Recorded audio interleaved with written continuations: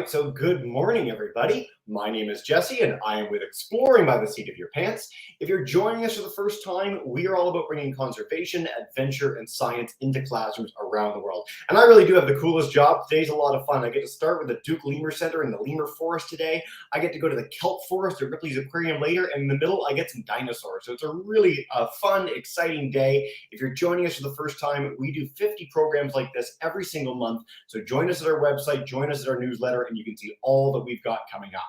I've got a couple housekeeping notes and some things to play before we dive in with today's presentation. So I'm going to leave Megan stewing in the background and keeping the anticipation high for just a minute here. But a couple notes before today. One, for teachers that have joined us throughout the school year so far, you will know that we have become obsessed with Kahoot quizzes. We absolutely love these. They're a fun way to keep your minds on and get your guys learning and excited. So stay tuned. If you want to open up another tab on your computer with kahoot.it, we'll share the game pin at the end and dive in with a quiz. Before we get underway, I wanted to highlight a very special partnership we've got this year with a group called Earth Rangers. So many of our Canadian classrooms may know Earth Rangers already. I know we're all Canadian classes today, which is fantastic. So welcome in across the country. And so with them, we've decided to dive in on their amazing app and the work that they've done to keep the learning and excitement going after our biodiverse broadcast. They are the kids conservation organization. And so with this special partnership, we're going to highlight a little bit about what they're doing, what they're all about, play you a quick video, and keep your eyes peeled for a special code at the end of this little clip. And then we'll dive in with Megan at the Lemur Center when I introduce her. So without further ado, I'll play that clip and we'll dive right in.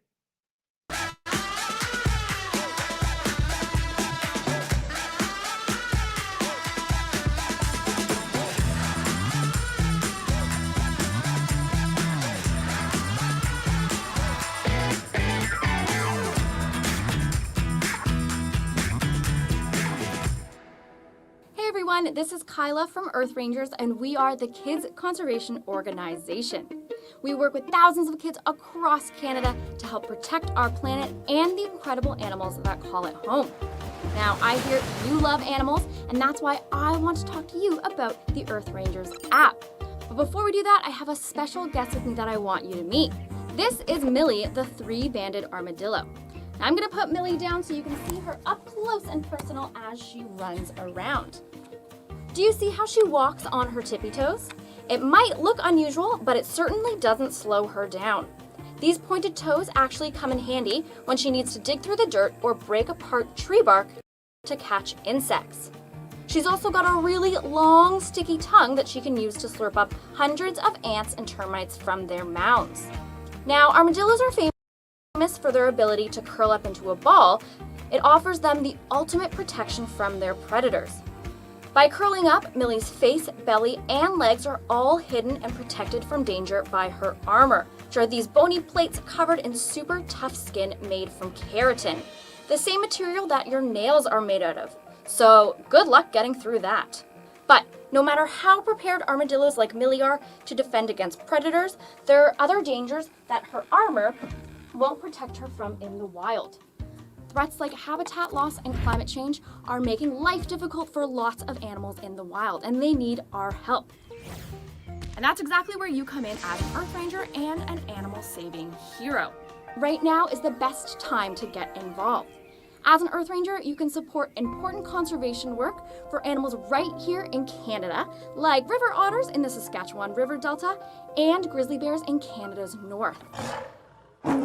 You can also do things like our missions, where you can get involved to make a difference in your own community. There's over 20 different missions to choose from, like Live, Love, Local, where we challenge you to shrink your carbon footprint by eating food grown locally, or H2O Harvester, where you can make a rain barrel to collect rainwater to help prevent harmful runoff from polluting local waterways.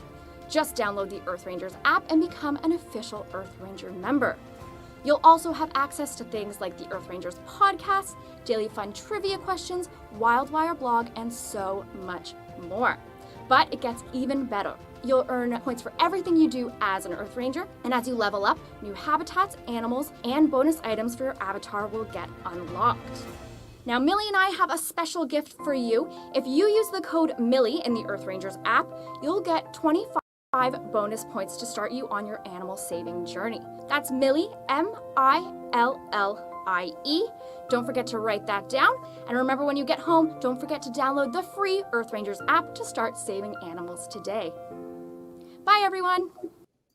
All right, so thank you to the Earth Rangers team. Again, last year, one of the big things we got from teachers was the desire of a lot of classes to take part in conservation things long after our broadcasts are done. So it's really exciting to share that. Hopefully you guys get the chance to check that out, and I'll share again the code at the end of the broadcast. All right, with that, the reason we're all here, of course, is to go to the Duke Lemur Center. So we have been partnering with the Duke Lemur Center for several years now. We've done 35 plus broadcasts on everything from lemur fossils to conservation, talking about their amazing work in Madagascar, to my personal favorite kind of program, live from the lemur forest. So in North Carolina, we are joined by Megan McGrath. She is the education lead for the Duke Lemur Center and all they do. And we're going to do a little bit of a tour, seeing what they do to keep lemurs happy, healthy, all sorts of great stuff in North Carolina. And we're going to talk about some of those threats that we talked about in the Earth Ranger clip too, like habitat loss and climate change. So Megan, thank you so much for joining us today, and take us away. Hi everyone, thank you for that introduction. So I just wanted the camera on me for a second so you could see the voice behind the camera, and see that we are still wearing masks here. We've got to keep the lemurs safe even when we're outside, so we've been wearing masks for quite a while out here. But without further ado, I will flip it around so you can see what you came here to see. All right, so we've got a family of ringtail lemurs that are coming up, and they are getting breakfast. So we've got our keeper handing out their breakfast over here in the forest. And hopefully they'll settle in just a bit and I can get a little closer so you can see them really well. I know sometimes it's harder from further away. But this is a family of 3, including, oh, he just ran across. Let me see if I can catch him. There we go. Atticus over here. So I'll focus in on Atticus first because Atticus is a baby lemur and he is about 7 months old, if I'm not mistaken. He's definitely under a year old. He was born this year and he's been learning how to free range in the forest with his parents. Whoop, he just did a really good leap over there to join Mom. So that's Mom Elena, who is hanging out on the branch. And Dad Stewart is hanging out on the other side of the feeding site. So I'm going to go see him in just a minute. I wanted to give you a good view. So even though he is less than a year old, you can see Atticus is almost as big as his mom and dad at this point. He's about half their size. So lemurs grow very, very quickly. It is very hard to tell them apart from their parents once they hit about a year old. And right now they are eating a breakfast that is called a primate chow. So there's different types of chow for different types of animals, very similar to like dog or cat food that is specially formulated to make the animals have a whole, full, healthy diet. So they get these bits of primate chow, kind of chunks of brown processed food. They really like them. To me, they taste a little bit like mildly sweetened cardboard, but to each their own. And then, of course, they're surrounded by a forest full of food the rest of the time. So Atticus here is learning to find all the best places to eat berries. Here in North Carolina, we've got lots of wild berries growing in the woods. We've got muscadine and grapevine that grows all around. He also likes to eat fresh new flowers or buds of leaves, maybe even strip some bark off of the trees. And of course, now that we're heading into the fall, we've got acorn season down here. So they'll also snack on some acorns too. And hopefully we'll have a pair of cockerel shafak joining us in just a moment so we can see another species, but it seems like they're a little slow to come to breakfast this morning. So let's back up a little bit. We've already met our ring-tailed lemurs, but they're just one type of lemur. All lemurs are all found on the island of Madagascar, and there's actually 108 recognized species of lemur living on Madagascar. Here at the Duke Lemur Center, we have the most diverse, biggest collection outside of Madagascar. We've only got 12 different species, and that's still the most species you're going to find in one place outside of Madagascar. So most of that amazing biodiversity you're only going to see on the island. And that 12 different species makes up about 210 or so lemurs living here. So over 200 lemurs live here in North Carolina on just over 100 acres of the Duke Forest. We've got Mom Elena coming down now. And I'm hoping I can get close enough to show you some cool adaptations. Of course, we've got that tail for balancing. Lemurs don't have a prehensile tail. They can't use it like an arm, but it's great for balancing. She's also using her semi-opposable thumbs to grasp with those grasping hands and hold on to her food. You might notice that her thumbs look a little different than ours. She's kind of curling her thumb up around the food this way. It's probably a little hard to see. But grasping hands are a little different than our fully opposable thumbs on our hands. Lemurs can grab onto things like branches or chunks of food really well. but they can't pick up small things between their fingers and their thumb and do that kind of really intense dexterity work that we can do. So instead, lemurs have to groom another way because they can't pick small things out of their fur with their finger and their thumb. So all lemurs, except for one, the very unusual every other lemur has a tooth comb to groom. So they use the teeth that are right in the front of their jaw, right on the bottom.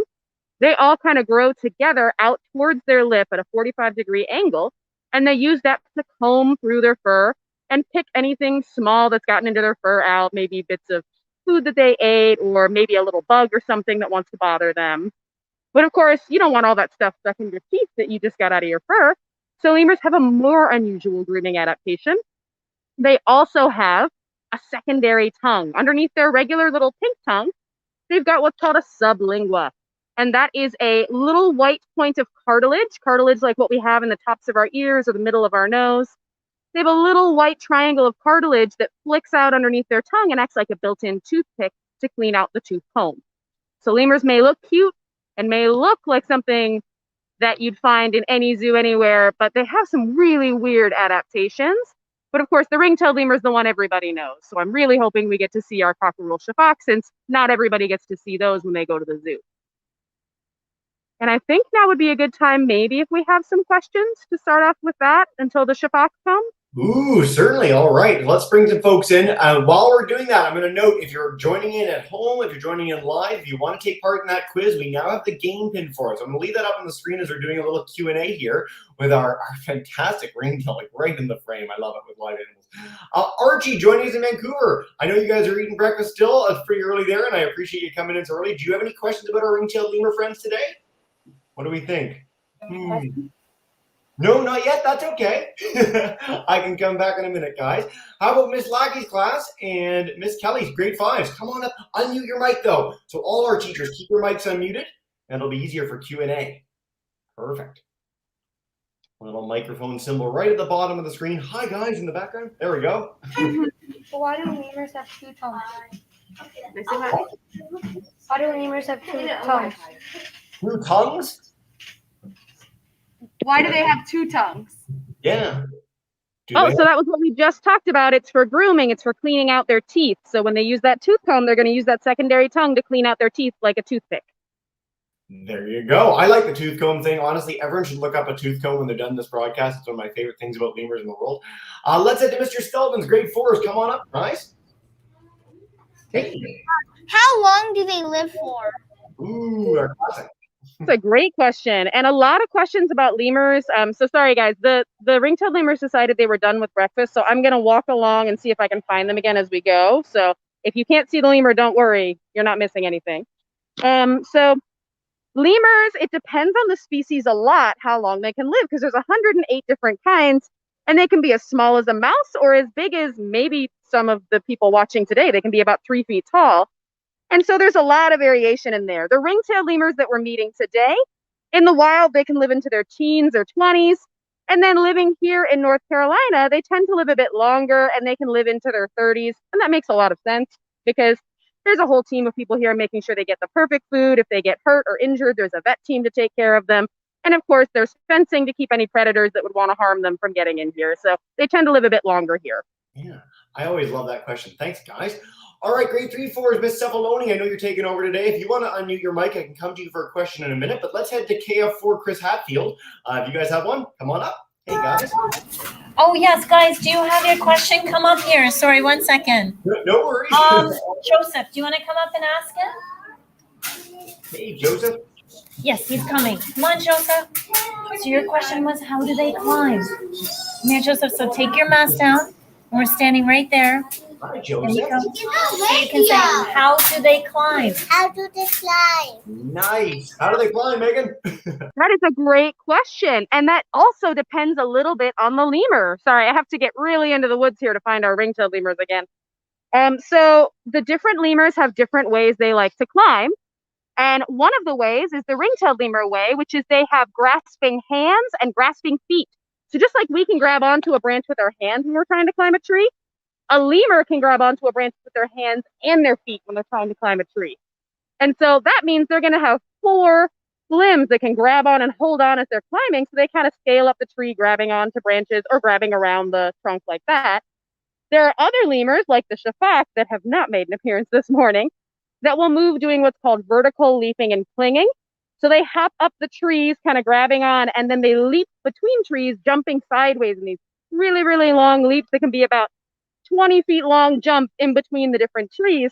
But every time they land, they're always landing kind of facing upright like we do, with their hands over their feet. And I'm getting a radio call, probably with an update about the lemurs really quick. Ooh, all right. I'll leave you to your radio call for a minute. What I'll do is bring up the name of the shafaka that you're mentioning. So if people want to check this out, you might know it from Zaboomafoo if you've seen that before. But if we don't get a chance to see them for today, for whatever reason, check them out leaping between trees and trees. It's like the most amazing thing in nature. I absolutely love watching lemurs leap. It's unlike anything else in the world and very, very cool. Great question, guys.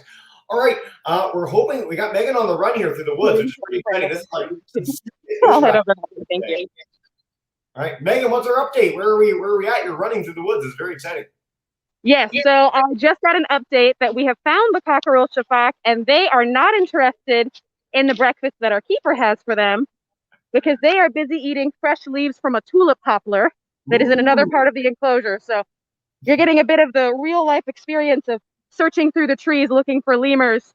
That's a whole lot easier than Madagascar, but still makes me do a little work this morning. Yeah, it's kind of exciting. It's the only program where people work up a sweat during the actual talk.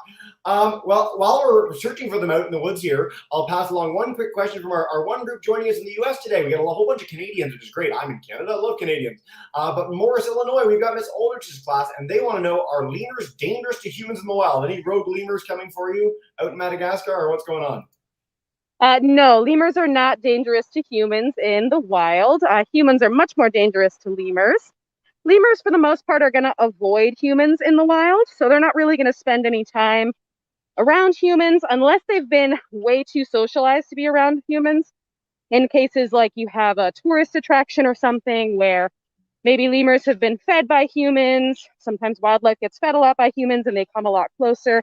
I would always advise to avoid those kinds of attractions, because the more interaction you have with humans and wildlife, even if it looks positive on the surface, usually isn't a very good idea. Wild animals are wild for a reason, and we should stick to our dogs and cats and cows at home. Yeah, I'm really, really glad you mentioned that. We talk about this in a lot of conservation programs. And so for a lot of kids, you might not have had the chance to travel somewhere where a lemur might be on your shoulder in the last 2 years, certainly. But one thing that you can really do is not retweet or share those posts. I know it seems really small, but by not sharing those sort of things, you discourage people from doing it in the first place. Animals really should be either kept in the wild or in a place like the Duke Lemur Center where they're really well cared for, they're healthy, they're happy. You'll notice that they aren't leaping all over Megan, they're not jumping on her head. They try and keep a little distance from the animals to make sure that they have that measure of wildness. And so one thing that I always like to harp on when we talk about these programs is something called AZA or CAZA in Canada certification. And so what that means is that if you see that designation at a zoo or aquarium, it means that the animals are really well cared for, that they're conservation minded, that they're really doing a fantastic job with them. It's something you won't see at things like roadside zoos, but you will see at really long-lasting, amazing facilities like the Duke Lemur Center, where people like Megan help take care and showcase the wild creatures. So when you're going to zoos and aquariums, look for that certification. It goes a long way. Megan, while we're looking for birds here, oh, did we find them? Wow, there they are. How cool. So we found the cockerel shafak. Whew, I'm catching my breath behind this mask this morning. So the cockerel shafak are sitting up in the tree. I know they're a little hard to see with the lighting behind them from the sky. I apologize for that. They don't know anything about Zooms or the best lighting for these virtual calls, so they're just hanging out in the tree. So we have two cockerel shafak hanging out. One is bouncing around. I think they're about to actually start playing together. So we've got both of them hanging right up there. We've got one hanging upside down with that tail hanging upside down, using those grasping feet to hold on, and then that one hand to hold on. And that one who is hanging upside down, let me see, that is Ferdinand. That's the male, that's the boy in this pair. And then the one who is sitting up on top of the branch above him, that is Bertha, the female who lives in here. And it looks like Ferdinand might be trying to see if Bertha wants to play a little bit this morning. So you might see them move around a little bit more. But they are hanging out in a tulip poplar tree. It has lots of fresh leaves that they like. Over the summer, it has nice big flowers they like. It's also a big flower for bees in the area too, so it's a very important tree in North Carolina.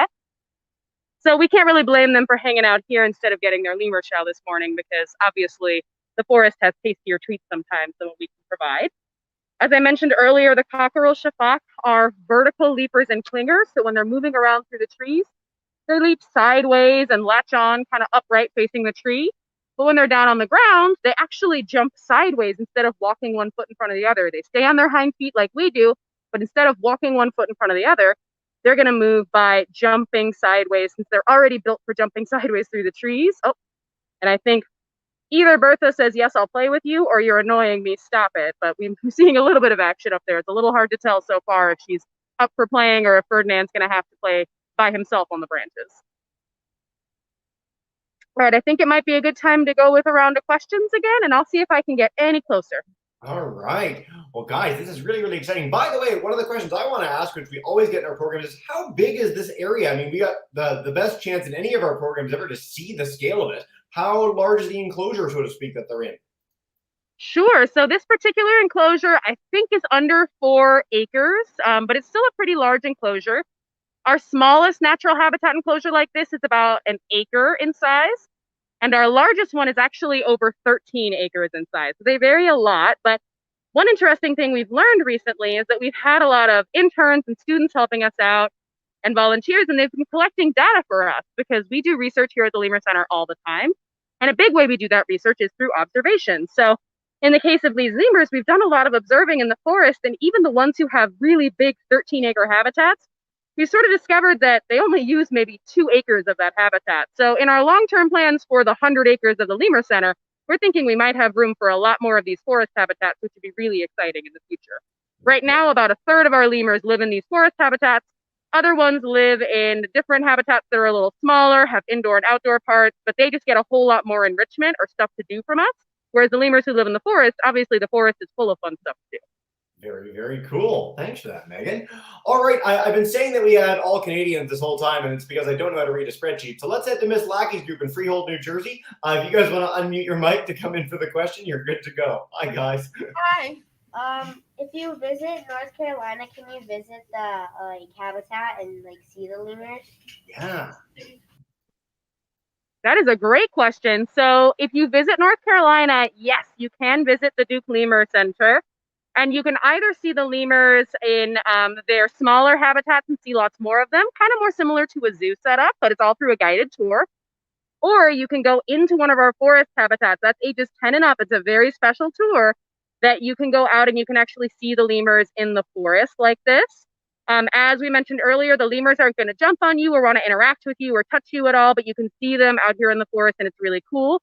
For any tour at the Lemur Center, though, any visit, you have to plan in advance and you have to make a reservation because the Lemur Center is a research center first and foremost. So any tours we do, we have to fit into our research plans. And so we can't be open year round like a zoo. We can't be open all the time for people to walk in. So make sure if you're coming to visit, you make sure you make a reservation first. What was happening there? As you were saying that speech, we had quite the ruckus down the tree. We did. We had a little bit of dominance display, and I couldn't see exactly what happened. I'm also, in a moment, you might see the camera just go face the ground if I trip over a log. But I didn't see exactly what started it. So it's important to remember if I see a behavior that I don't assume I know what the cause of it was. I think what happened is that Ferdinand got too close to Bertha and either tried to play or was just getting too close to her favorite spot on the tree. And then Bertha did what's called displacement, where she said, hey, I don't want you to hang out that close to me. I don't want to play with you. And so she kind of smacked at him, moved him away, and he said, okay, fine, I'll move away. Here we go. Luckily, Bertha put him in a much better position for you to be able to see him. So this is great. So this is Ferdinand up close and Bertha back behind. Fantastic. I'm going to leave this on the screen. I don't need to pop in because this is just beautiful. It's so rare in any of our programs to be this close to such an incredible animal. And I can say, having seen lemurs in zoos and having seen lemurs literally in Madagascar, there's never an opportunity like this. This simply does not happen where you get this close to something like this. So it's really, really special. So you guys are having a real treat today. This is so exciting. A huge welcome to all our classes on YouTube too, all over Ontario, Kitchener, Thunder Bay, Guelph, all sorts of great places. Let's head back. Archie, so you guys in Vancouver, give me a thumbs up if you want to ask a question, if you have any questions for us. And if not, I can come to you in a minute. Nope, that's okay. I'll come back in a minute, everybody.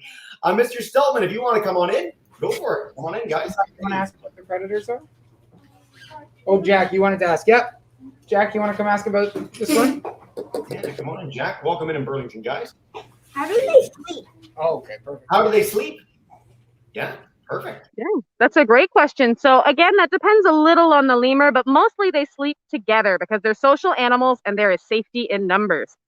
So you can see now how Ferdinand is kind of wrapped and he's kind of just sitting on that little tiny branch there, but he's got his feet firmly wrapped with those long fingers and that thumb. You can see the thumb actually on the bottom really well, how it wraps around the branch. And then you can see that he can use his hands to hold on. So sometimes we see them napping, kind of holding on with their feet and kind of curled up down with their chin towards their chests. Sometimes, though, if they're sleeping for the night and they're not just napping during the day, the Shafak like to kind of sleep like a bobsled team. They kind of sleep all in a row with them all hunched up back to back. And usually the lemur who's closest to the tree or the lemur who's safest in the middle is going to be the female, the girl, because girls are in charge. So that way they can be the safest, especially since they're the one having the babies, growing the babies in their belly and eating all the best food. So they tend to have the safest spot when they're sleeping. Oh, you got a really good view of that vertical leap. And actually, if you see trees moving around in the background, we've got our baby ring-tailed lemur Atticus kind of heading this way too. So you might see the ring-tailed lemurs pop over in a minute. I'm not sure what I like more, the fact that you have a lemur called Atticus or the fact that your analogy was that they sleep like a bobsled team. Very equal, very fun. So 3-4s. I know we've got a class joining us that their devices aren't on. If you guys want to type to me in the chat, you're welcome to. But let's go to Chris Hadfield School. If you guys want to share a question, and then we'll dive in with that Kahoot before we take some more questions for our end bit. But Chris Hadfield, unmute your mic, and you're good to go. Hey, guys. Let's see. Maybe kind of, sort of. Oh, I'm getting some stuff ready, I think. All right. We'll come back to them. I'll take a quick one from YouTube, and then we'll dive into that quiz, everybody. This is so special to see the lemurs on camera like this. So here, I'll put it full screen for everybody. Miss Killen's class. So Miss Killen's class is joining us today in Burlington as well, grade 9s. They want to know, do the lemurs get along well with each other? Same species, yeah. They have to get along really well with each other. So we've got the two Shafak here, and you saw Bertha kind of picking on Ferdinand earlier, but that's just her being in charge. He got a little too close. She reminded him that she's in charge. And so that's all that was. They still get along great. They snuggle up. They sleep next to each other. They groom each other with those tooth combs. Now, if we look at Atticus, who's now, if you can just see him in the background with that stripy tail, our ring-tailed lemur, mostly the different species kind of ignore each other. And so Atticus is getting a little closer here. I think he's curious about what I'm doing over here this morning because we don't normally do this. But he's coming over to investigate, but he's not bothering the Shafak, and they're not bothering him. He's not jumping at them. They're not jumping at him.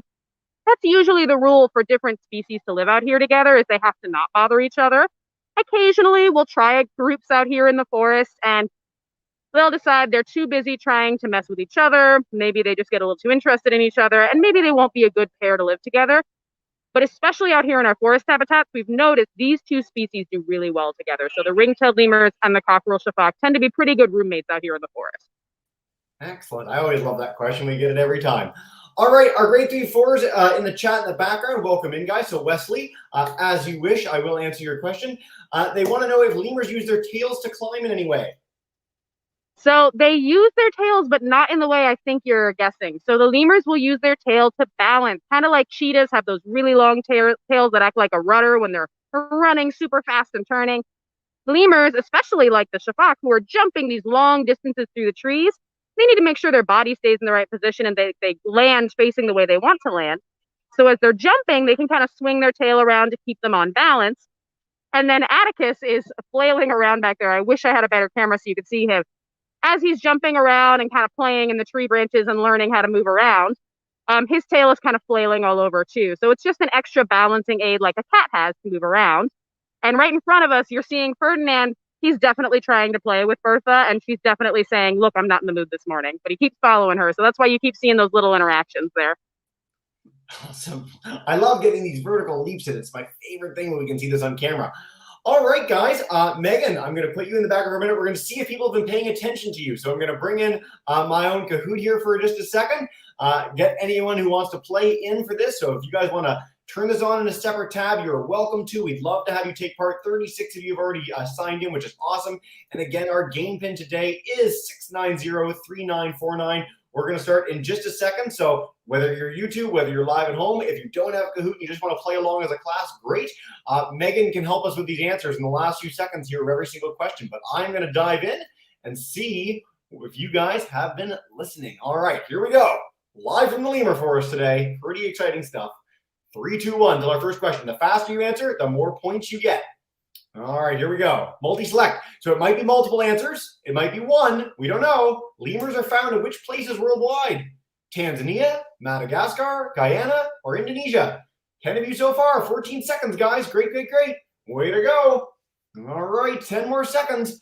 She said it right at the beginning. It was pretty definitive, I think. Megan, we got 4 more seconds. What do we think?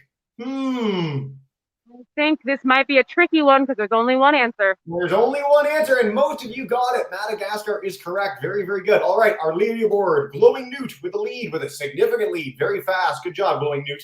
All right. The biggest lemur ever in history was the size of a gorilla. True or false? We didn't talk about this. I'm just curious what you guys think. And you're really fast with answers this time. That's great. All right, our gorilla here is scratching his head. He's very confused. He's not sure if there was a lemur the size of him before. 68 more of you are playing, which is awesome. Way to go, guys. All right, one more second. Megan? Oh, most of you said false. True. True. We did have a lemur that was gigantic. I forget his name right now, but Glowing Newt got it right again. Taking the lead. Legend Bear came up fast. Okay, third question. Back to our main thing. Lemurs are most closely related to rodents, sloths, primates, or dogs?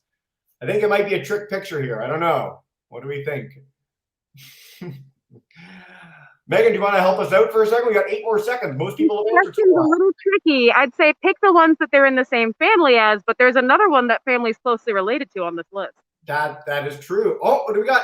Primates. A lot of you thought sloths. I like that your mind goes to sloths. I mean, they are in trees together, but primates, us, apes, monkeys are the most closely related to our lemur friends. Glowing Newt keeps the lead, but it's close. Tropical Eager, it's close second. Okay, final question. How can you help protect lemurs? Let's see. This is similar to a lot of questions I've done. We've got our generic earthy picture there. Tell your friends what you learned today. Buy sustainably sourced products. Reduce your carbon footprint, or all of the above. I don't know. I tend to have a pretty similar answer with these. We want to drive the point home. 4 more seconds, guys. All right. And then if Glowing Newt wins, you got to tell me who you are in the chat, YouTube. 92 answers. All of the above. Most of you got it right. Way to go, everybody. Let's check our podium out, and then we'll dive in with a Q&A for the next 15 minutes or so. Glowing Newt, third. What happened? Oh, wrong in the final bit. Wise Giraffe. Who's number 1? Who came from behind to take the lead? It is Tropical Egret. Way to go, guys. Thanks so much for playing along, everyone. I always have a good time with these. Cool. All right. We are going to dive in with questions, everybody. So I'm going to take a few from YouTube to begin. I'm going to remove that game bin from your guys' screen. And let's head to YouTube. We have so many classes joining us. So Miss Dykstra's class, the Water Rockers, grade 5, joining us in Guelph. Welcome in, everybody. They want to know about lemurs' endangered status. So are they all endangered? Are they endangered at all? What's the situation with them around Madagascar? That's a great question. So I mentioned earlier, there are 108 different species of lemur, all only found on the island of Madagascar, as you guys know from that quiz. And of that 108 species, unfortunately, 95% of those species are either endangered or critically endangered. So lemurs are looking at a pretty difficult situation for conservation, which is why it's really important to remember all the ways we can help, and why we also have a conservation initiative in Madagascar. We've been in Madagascar for over 35 years, working directly with the people there. The people of Madagascar and the language are both the same word. It's Malagasy, the Malagasy people who speak Malagasy.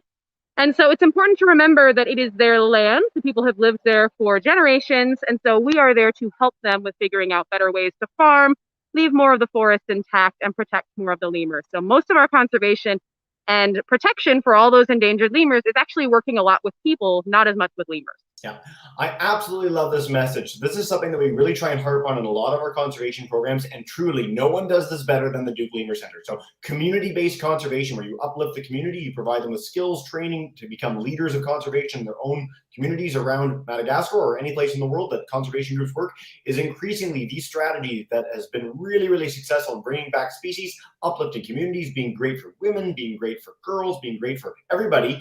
And so if you want to check out some of our programs with the Duke Lemur Center in the past on their work in Madagascar, you can see that in action. We'll, of course, have many more coming up throughout this year as well. So Do check that out. It's a really, really special program they've got going on, and they've done some really amazing work. So thank you for sharing that, Megan. All right, let's take one from Miss McAfee, joining us in Wyerton, Ontario. For our shafak, what's the average weight of a full-grown one and a baby one? Oh, gosh. Every program, I say I need to study up on lemur weight, and then every program, I don't remember how much lemurs weigh. This is a good educator moment to let you know that I don't actually know, but I'm going to do my best. So shafak are the largest. These cockerel shafak are the largest species we have here. We also measure them in grams, but my American brain thinks in pounds. So I'm trying to remember. When they are born, shafak are usually around 100 grams, so they're pretty tiny. Yeah. And then as they grow and get bigger, I think they get up to maybe around 9 or 10 pounds is the number that's jumping out in my head. And I am not good at conversion on what that is in kilos, but I think it's around maybe 4 or 5-ish. You got it dead on. Google agrees with you, and for what it's worth, my Canadian brain thinks in pounds too. So yes, it's about, what do we have here for Coco Shafak? 4.2 kilograms, 3 to 6 kilograms, 6.6 to 13.5 pounds. There you go. Great question, guys. All right, I'm going to take one more from YouTube, and then we're going to go back to all our live classes. Thanks for sticking around, everybody. I've loved all these queries. So Miss Barrett's 1-2s in Thunder Bay. I love when we get groups in Thunder Bay. They want to know, are lemurs nocturnal? Or any of them nocturnal? Great question. So the ones we're seeing now, I think you can maybe guess whether or not they're nocturnal, given what it looks like outside right now. So these lemurs are diurnal. So that means they are active during the day. So the opposite of nocturnal. And actually, there's growing research to suggest that almost every lemur species, but especially the lemurs in the eulemur group, which includes like mongoose lemurs, crowned lemurs, collared lemurs. Basically, the theory is that a lot of those lemurs are actually ephemeral, which is another really good vocab word. I bet Jesse can help me out by putting it in the chat. But ephemeral means that they can choose whether or not they're nocturnal or diurnal. So let's say it is a really hot time of year in Madagascar, and it's just too hot to be browsing around for all the food in the trees.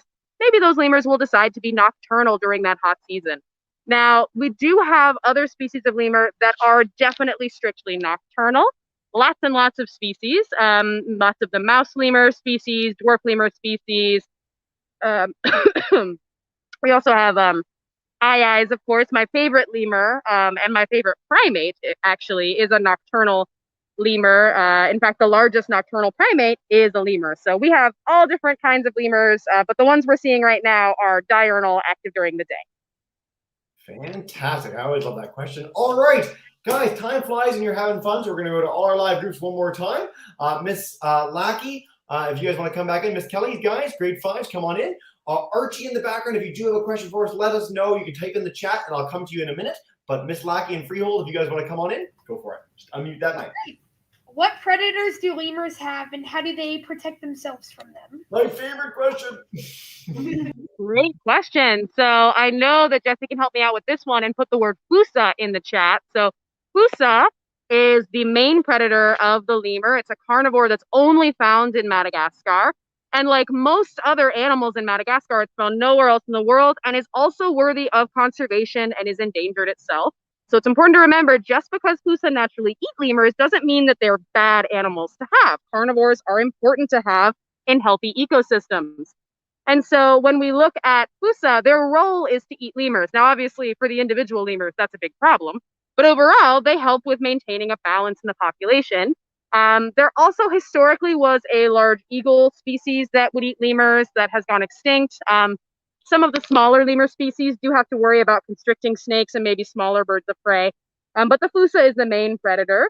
And the lemurs protect themselves by staying in groups, sleeping all together, huddled together up in the trees, and by doing loud alarm calls if they see anything they think will be at all concerning. So their main defense is that social network that they have. Being a social animal gives you a lot more information, a lot more eyes watching around through the trees to see if they see any sign of a fossa. And so lots more eyes to see if there's any threat coming nearby. Very, very cool. I really do. I put it up on the screen for a minute. Everyone should check out fossas when they're done this program. They're really cool looking. And so is this lemur right in front of us. Oh, how cool is that? And I think he's reacting to the reflective back of my phone. He almost started to do a little stink fighting there. I don't know if anyone saw. He pulled his tail in front of him and actually started rubbing his tail with his front arms. Okay. Ring-tailed lemur males will stink fight by rubbing their tail with the scent glands that are on their forearm and their shoulder, and then waving their tail over their head, and the stinkiest lemur wins. So he was just coming over to practice a little bit with me, but I'm keeping an eye. He's not too worried. He's mostly feeling playful in the trees. And this is Mom, Elena, coming over to make sure that he's okay. Nice. How cool is that? I'm going to leave that on the screen.